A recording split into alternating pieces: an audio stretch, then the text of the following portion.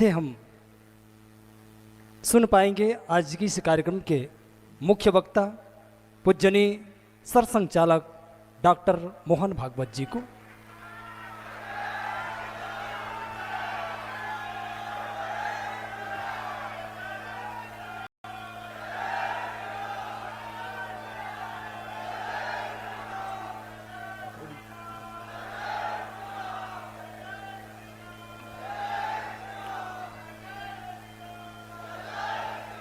परम श्रद्धेय असंगदेव जी महाराज, सभी परम वंदनीय पूज्य श्रद्धेय संत चरण, श्रीमती नेताम, उपस्थित नागरिक सज्जन, माता भगिनी, संघ के कार्य को 100 साल पूरे हुए, इसलिए हिंदू सम्मेलनों का आयोजन देश में सर्वदूर हो रहा है। मंडल स्तर पर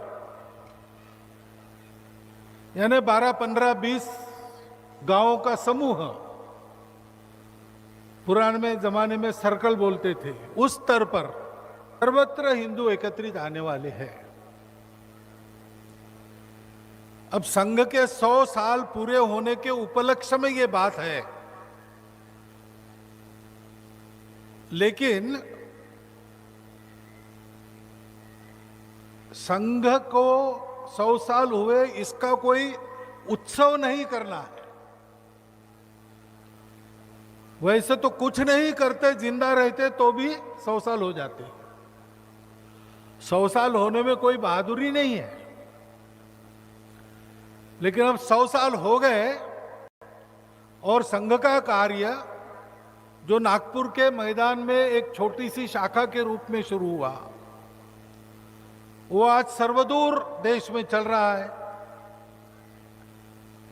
संघ के स्वयंसेवक इस देश में कहीं भी जाए, कश्मीर घाटी में जाए या मिजोरम में जाए, अंडमान में जाए, सिक्किम में जाए, कच्छ में जाए, उत्तर दक्षिण पूर्व पश्चिम, जहां भारतवर्ष है वहां संघ का काम है, संघ के स्वयंसेवक है।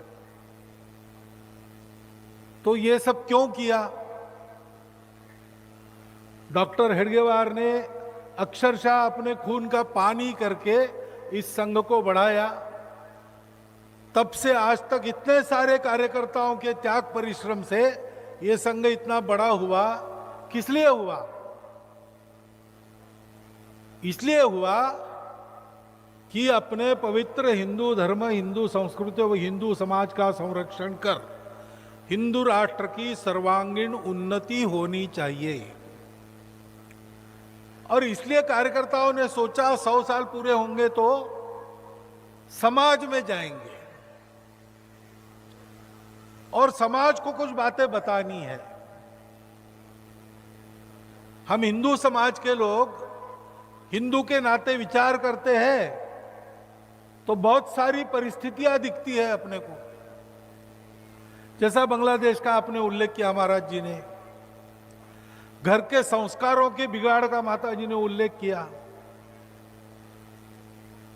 किसी भी क्षेत्र में विचार करें तो कोई ना कोई संकट दिखाई देता है और उसकी चर्चा भी बहुत होती है,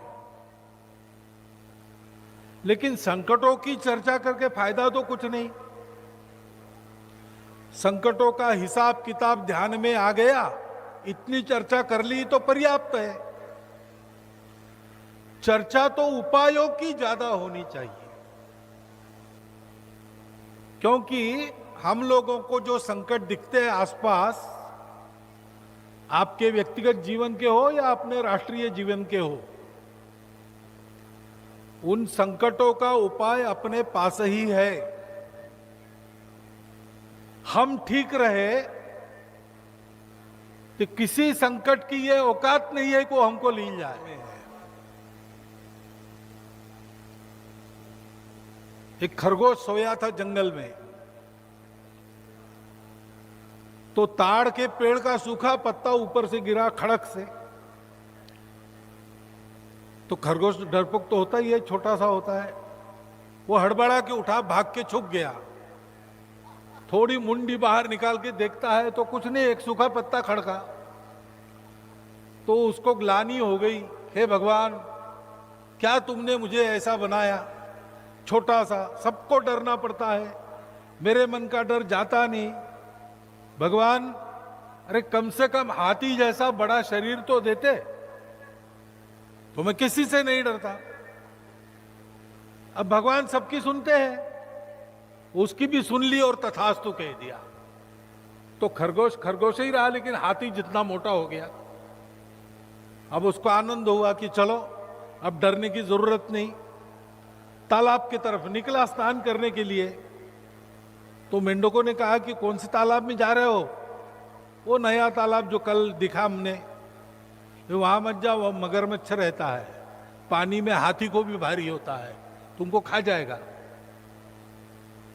तो स्नान किए बिना उल्टे पर लौटना पड़ा। फिर से सोचने लगा भगवान क्या फायदा है मोटे शरीर का, उस मगरमच्छ को डरना पड़ता है, उसके जैसी मोटी खाल और शरीर पर कांटे देते तो फिर मैं उससे भी नहीं डरता।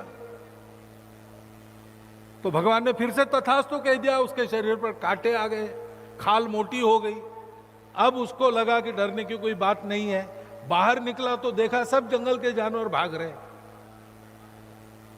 बंदर भाग रहे थे। पूछा उसने, भाग क्यों रहे हो भाई? बोले तुम भी भागो, जंगली भैंसों का एक झुंड इधर चला आ रहा है दौड़ते हुए, बीच में पड़ जाओगे तो रौंदे जाओगे, ये तुम्हारा मोटापा, ये कांटे वाटे काम नहीं आएंगे। तो फिर से जाके अंदर जाके रोने लगा, भगवान क्या मजाक लगाया है, मैं जब से कह रहा हूं मेरा भय जाता नहीं, भय जाना चाहिए, आकार मांग रहा हूं, कांटे मांग रहा हूं सब। तो भगवान ने कहा उसको कि अरे मूर्ख, तुझको अगर भय भगाना है तो ये मोटी खाल और कांटे क्यों चाहिए?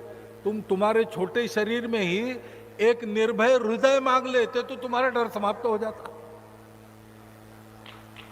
हिंदू समाज की स्थिति ऐसी ही है। समस्या तो है, लेकिन उपाय अपने हाथ में है भाई। रामबाण उपाय अपने हाथ में। देखो अपना देश कितना पुराना है, और देखो अपने देश के पास कितना उच्च विचार है, कितना अच्छा अच्छा तत्वज्ञान है, संतों का संग सदा मिलते रहता है। भगवान को साक्षात करने वाले संत और किसी समाज में आज उपलब्ध नहीं है जो हमारे समाज के पास है। और इसलिए संतों के संग से पाप धुल जाते हैं, ये बात बिल्कुल सत्य है, लेकिन हम करते नहीं। संग करना यानी साथ रखना। तो सम्मेलन में आए, संत जी के विचार सुने, यहीं छोड़ के चले गए तो फायदा नहीं होगा, साथ रखने पड़ेंगे। रामकृष्ण परमहंस जी को पूछा एक ने, दक्षिणेश्वर में रहते थे, वहां सामने गंगा है।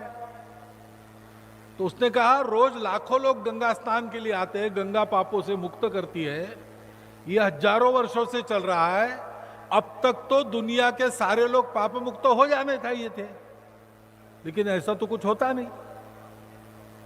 तो रामकृष्ण परमहंस ने कहा कि देखो ये जो यहां आते हैं ना, तो उनके माथे पर जो पाप बैठा है वो सोचता है कि गंगा में डूबेगा तो मैं तो मर जाऊंगा, इसलिए उनको छोड़कर यहाँ पेड़ पर बैठ जाते हैं। फिर वो वहां स्नान वान करके जब वापस आते हैं, फिर से पेड़ से उतरकर इनके सर पर बैठ जाते हैं। तो हमें सत्संग में या विचारों में केवल सुनना नहीं है, साथ रखना है, और साथ रख के कुछ करना है। तो करने की बात समाज में ले जाना है। क्या करना है? 5 बातें करनी है। आप लोग अब ध्यान से सुनिएगा, क्योंकि ये 5 बातें आप सब लोग कर सकते हो, कोई खर्चा करने की जरूरत नहीं है, अलग से समय देने की आवश्यकता नहीं है। आप जो जी रहे हो उसी में ये 5 बातें करो। पहली बात है, अपने आंखों से अलगाव और भेद को निकाल दो। सबको अपना मानकर व्यवहार करो, लेकिन क्या करो?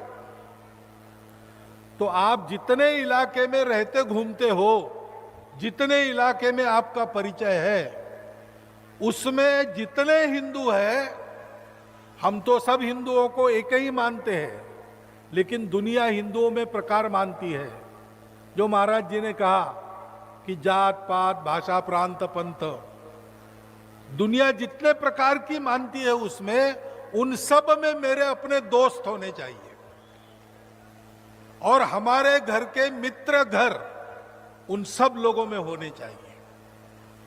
नित्य आना जाना, उठना बैठना, खाना पीना, सुख दुख में सहभाग जैसे मित्रों का आपस में होता है, मित्र कुटुंबों का आपस में होता है, वैसा हमारा होना चाहिए। आज से शुरू कीजिए। जात नहीं देखना, पात नहीं देखना, कितना पैसा कमाता है नहीं देखना, भाषा कौन सी नहीं देखना, सब अपने हैं। सब भारतवासी मेरे अपने हैं, पूरा भारत मेरा अपना है। और इसलिए केवल भाषण नहीं दूंगा, मैं अपने मित्र सब लोगों में बनाऊंगा। इसको कहते हैं सामाजिक समरसता। मन का भाव सबको अपना मानता है, किसी को पराया नहीं मानता। दिखते हैं लोग, अलग वेश पहने हुए दिखते हैं, अलग भाषा बोलते हुए सुनाई देते हैं, लेकिन ये सब होने के बाद भी मैं आपके अंदर जो बैठा है घट-घट में राम, उसको देखता हूं और कहता हूं कि जो मुझ में है वो आप ही में है, और इसलिए आप अलग नहीं हो, सब मेरे अपने। ऐसा व्यवहार करना सीधा। और अगर ऐसा व्यवहार करने वाले लोग, उनका विचार आपके क्षेत्र में प्रभावी है, तो अपने क्षेत्र में जो पानी है, पानी की व्यवस्था है, तालाब है, कुएं है, दर्शन की व्यवस्था है, मंदिर है, मठ है,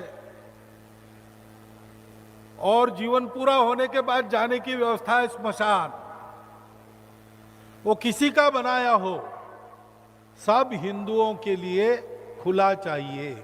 ये अगर आप समझा बुझा के कर सकते हो तो करो, इसके लिए मारपीट नहीं करना, क्योंकि ये जोड़ने का काम है, इसमें संघर्ष नहीं है। दूसरी बात जो कही गई, व्यसन वगैरह वगैरह सारी बातें, आदमी जब दुनिया में अकेला पड़ जाता है तो व्यसनों में ज्यादा फंसता है। उसको अगर आधार रहा, लोगों में बातचीत रही, गपशप होती रही, तो वो बच सकता है।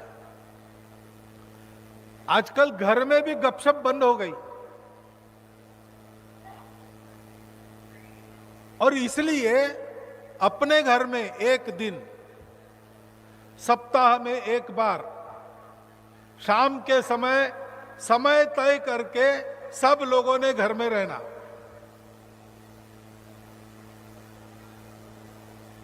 श्रद्धानुसार भजन करना, उसके बाद घर में बनाया हुआ मां के हाथ का भोजन करना, मीन मेघ निकाले बिना, और फिर 3-4 घंटा बैठकर गपशप करना। हम कौन है, हमारा कुल कौन सा है, हमारी कुल की रीति क्या है, पूर्वज कैसे थे, उनके सदाचरण के क्या उदाहरण है, जो आज के समय की कसौटी पर सही बातें उनकी थी, वो आज हम में है कि नहीं, कैसे लाना, उससे उल्टा कुछ है तो उसको कैसे निकालना। दूसरा, ये मेरा देश है, मैं भारतवासी हूं, मेरा भारत क्या है, हिंदुओं का देश है, तो हिंदू क्या है, हिंदू धर्म क्या है। पंथ संप्रदायों के ऊपर जो धर्म का स्वरूप आपको बताया है, आपने बताया है, ढाई आखर प्रेम का पढ़े, जब परहित सरिस धर्म नहीं भाई, पर पीड़ा सम नहीं धर्म अदमाई, वो धर्म वो हमारा है। हमारे देश की परंपरा में ऐसे चरित्र है जिन्होंने इसको जी के दिखाया है, इसके लिए प्राण भी दिए, इसके लिए जीवन लगा दिया, वो हमारा आदर्श है। आज के काल की कसौटी पर खरे उतरने वाले आदर्श हमारे जीवन में है कि नहीं, कैसे लाना, उससे उल्टा कुछ है तो कैसे निकालना, कोई सहमति बने, घर में लागू करना, अपने जीवन में लागू करना। और तीसरी महत्व की बात है, मैं मेरे लिए समय देता हूं, मेरे परिवार के लिए समय देता हूं, रोज मेरे लिए खर्चा करता हूं, परिवार के लिए खर्चा करता हूं। मैं और मेरा परिवार देश के कारण है। देश खतरे में पड़ गया तो ये दोनों खतरे में पड़ते हैं। उस देश के लिए, समाज के लिए रोज मैं कितना समय देता हूं और रोज की मेरी आय में कितना हिस्सा उसके लिए खर्चा करने के लिए बाजू रखता हूं। इसको नाम दिया है कुटुंब प्रबोधन। साप्ताहिक बैठक जो होगी घर की, केवल घर के लोग, उसको नाम दिया है मंगल संवाद। ये मंगल संवाद होना चाहिए। तीसरी बात है, पर्यावरण की चिंता है।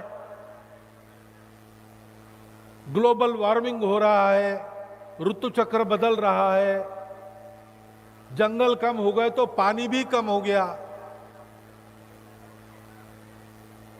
तो अपने घर से प्रारंभ करो, अपने घर में पानी बचाओ। नल अगर टपक रहा है तो प्लम्बर को बुलाओ, उसको ठीक कराओ। भोजन के समय पूरा ग्लास भर के पानी मत दो, आधा दो, वो पूरा हो गया, और मांगेंगे तो देंगे। लेकिन पूरा ग्लास भर के रखा और आधा फेंक दिया तो पानी जाया होता है। छोटी छोटी बातों में पानी बचाओ, वाटर हार्वेस्टिंग करो, अपने छोटे छोटे जल के स्रोत है वो फिर से शुरू हो, इसके लिए जो प्रयास चलते उसमें सहभागी हो। कम से कम सिंगल यूज प्लास्टिक को उपयोग करना छोड़ दो, प्लास्टिक हटाओ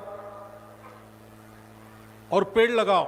पेड़ लगाने के कार्यक्रम होते हैं आजकल बड़े बड़े, उनमें जाना चाहिए।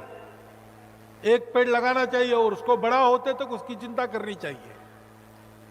अपने घर में भी आंगन में सब्जी वब्जी उगा सकते हैं। आजकल तो गमले में भी खेती करते हैं लोग, छत पर भी बगीचा करते हैं। जितनी हरियाली अपने आसपास और अपने घर में कर सकते हैं उतनी करना। पर्यावरण के लिए 3 काम है, बिना पैसे के सरल अपने घर में करने का काम है। ऐसे ही स्व के आधार पर चलना। देखो, हम भारत के लोग हैं, हम यूरोप अमेरिका के नहीं हैं, अरब मिडल ईस्ट के नहीं हैं, चीन जापान के नहीं हैं, ऑस्ट्रेलिया के नहीं हैं, हम भारत के लोग हैं। तो हमको कम से कम अपने घर के चौखट के अंदर भाषा अपनी बोलनी चाहिए। मेरी मातृभाषा में मैं बोलूंगा। अपने देश में अनेक भाषाएं हैं, सबको समझ में आए इसलिए कोई एक व्यवहार भाषा चाहिए, मैं सीख लूंगा। और जिस प्रांत में मैं रहता हूं वो अगर दूसरा प्रांत है तो वहां के लोगों की भाषा भी मैं सीख लूंगा, क्योंकि सारी भारत की भाषाएं अपनी राष्ट्र भाषाएं हैं।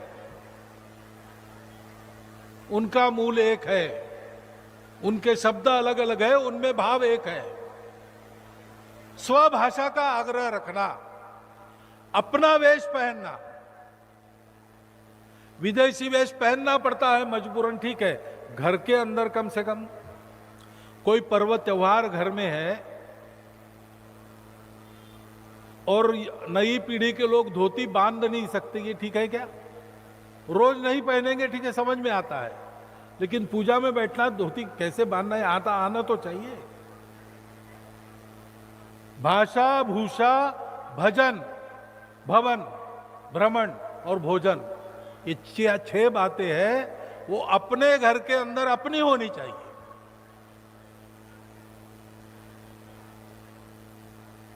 और अपने देश का बनना चाहिए। एक तो स्वावलंबन की बात है, तो जो घर में हो सकता है बाहर से नहीं लाना। बाहर से तब लाना जब अपने किसी भाई का रोजगार उस पर है, जरूर लाइए। अपने यहां पहले तो ऐसा होता था, संक्रांति के बाद भोगी होती थी, सब मिट्टी के बर्तन होते थे, तो हम बर्तन लेके गांव के बाहर जाके बर्तन फोड़ देते और वापस आते समय कुंभकारों के मोहल्ले से साल भर के नए बर्तन खरीद के आते थे। कुंभकार बंधुओं का रोजगार सुनिश्चित होता था। विनोबाजी भावे कहते हैं, स्वदेशी यानी स्वावलंबन और अहिंसा। हम अपने दम पर जीते, अपने साधनों से अपना जीवन बनाते, और जिनका रोजगार हमारे जीवन पर चलता है उनका रोजगार भी कायम रखते। अपने देश में जो बनता है बाहर से नहीं लाना, अपने देश का रोजगार बनना चाहिए। विदेश की चीज है, बिना उसके काम चलाओ नहीं चल सकता। कोई दवाई है दूसरी जगह नहीं बनती तो फिर खरीदना, लेकिन अपने शर्तों पर खरीद। इसको कहते हैं स्वबोध से जीना। और पांचवी और आखिरी बात है कि सब नियम कानून संविधानों का पालन करना। अपने देश का संविधान है, अपने लोगों ने बनाया है, और इसलिए अपने देश का जो मानस है वो उसमें प्रकट हुआ है। उपासना की स्वतंत्रता दी है। 4 प्रकरण संविधान के, संविधान की प्रस्तावना, नागरिक कर्तव्य, मार्गदर्शक तत्व और नागरिक अधिकार, ये बार बार पढ़ने चाहिए, क्योंकि धर्म का आचरण कैसा हो उसका चित्र उसमें दिखता है। जो हमारा सनातन धर्म हमको संत महात्मा बताया, आज के दिन में उसका आचरण कैसे करे, उसकी चौखट इन 4 प्रकरणों से बनती है। और इसलिए उसके अनुसार चलना, उसके अनुसार कानून बने हैं देश में, नियम बने हैं। तो बिल समय पर भरो, टैक्स समय पर भरो, रास्ते में जाते समय रहदारी के नियमों का भंग मत करो, लाल बत्ती मत तोड़ो। एकादा कार्यक्रम है 10 बजे के पहले को करना है, नियम है, करना है।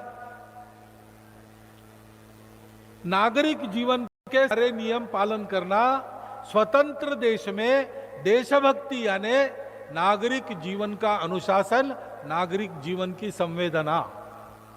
ये भगिनी निवेदिता कहती, क्योंकि वो गुनाह नहीं है कानूनन, लेकिन वो नियम पालन करते हैं तो हमारे मनुष्य के जीवन में श्रेष्ठता आती है।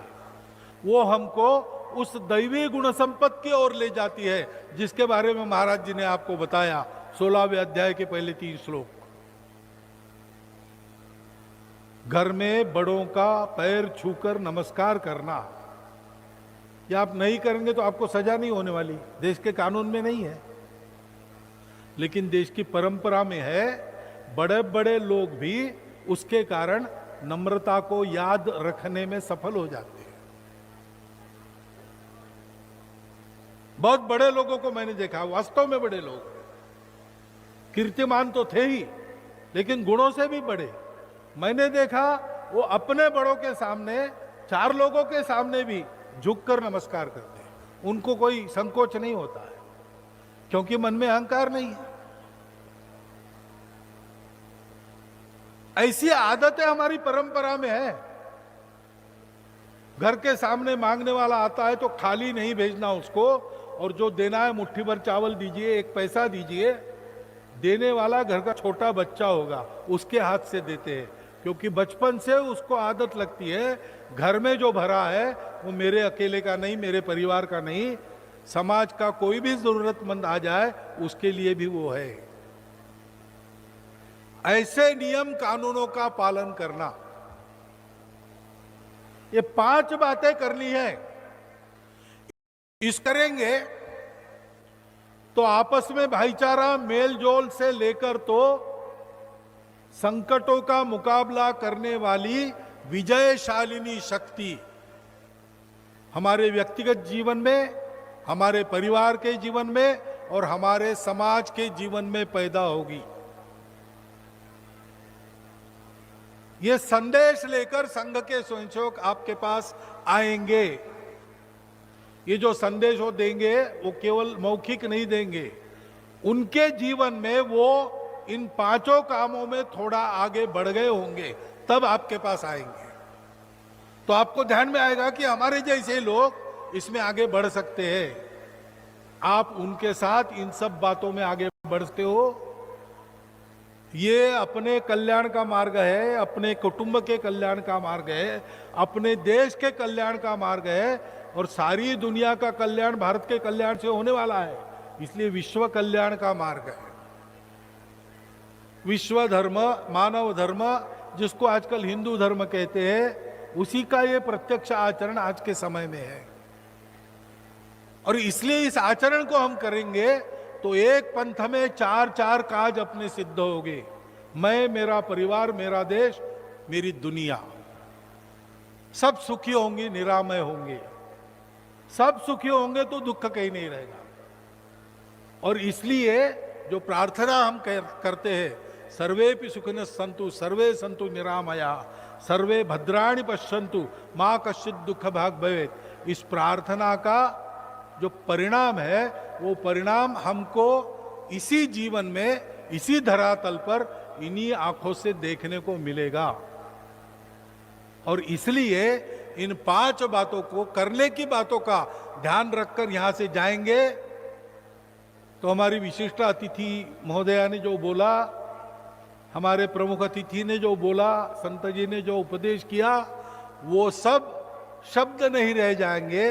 उनको आप अपने आचरण में भी देख सकेंगे, बढ़ा सकेंगे। और इसलिए इन 5 परिवर्तनों को हृदयंगम करके यहाँ से जाइए, करना शुरू कर दीजिए। स्वयंसेवक भी आपके साथ रहेंगे, इतना एक आश्वासन देता हूँ। आप सबको धन्यवाद देता हूँ और मेरे 4 शब्दों को विराम देता हूँ।